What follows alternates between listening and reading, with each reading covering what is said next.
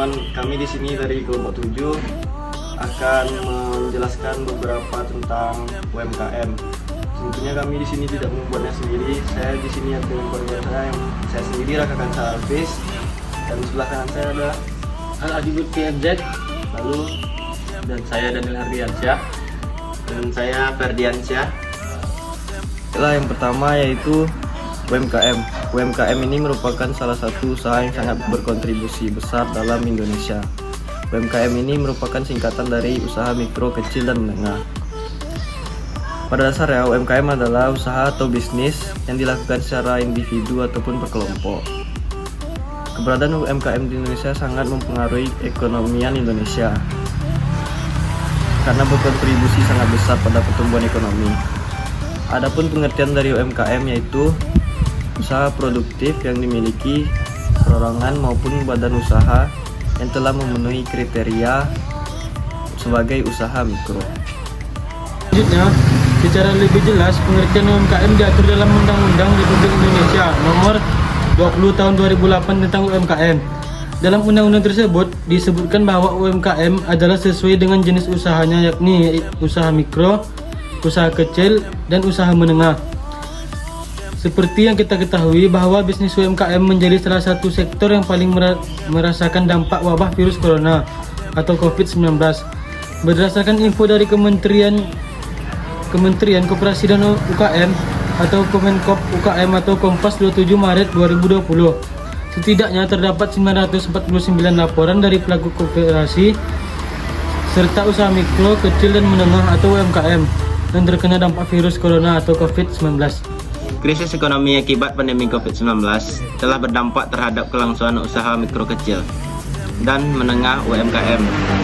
Berbeda pada saat krisis moneter tahun 1998, di mana UMKM betul-betul menjadi penyelamat ekonomi nasional yang pada saat itu mampu meningkat hingga 350%. Ketika banyak usaha besar yang kolaps. Namun pada saat pandemi COVID-19 saat ini justru UMKM yang sangat terdampak. Dampak dari sulitnya berusaha mengakibatkan banyaknya tenaga kerja yang terpaksa dirumahkan. Di saat masa pandemi terjadi dan jasa masyarakat dari offline ke online, pelaku UMKM pasti kesulitan dalam mencapai target-target yang harus dicapai saat perekonomian terganggu.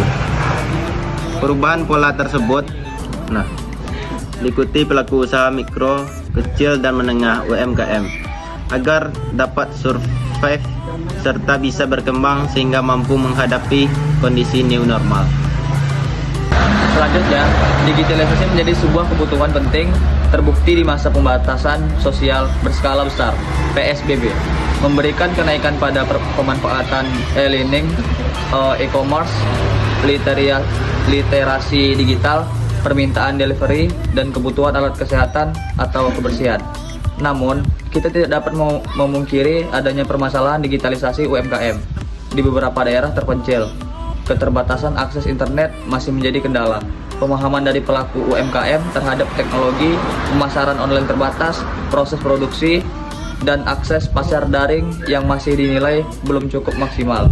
Selanjutnya, konsumen masih merasa tak aman dalam melakukan transisi digital. Baiklah, sekian dari kami. Apabila ada kesalahan kata dan kesalahan penyampaian mohon dimaafkan karena kami di sini masih dalam tahap pembelajaran. Wassalamualaikum warahmatullahi wabarakatuh.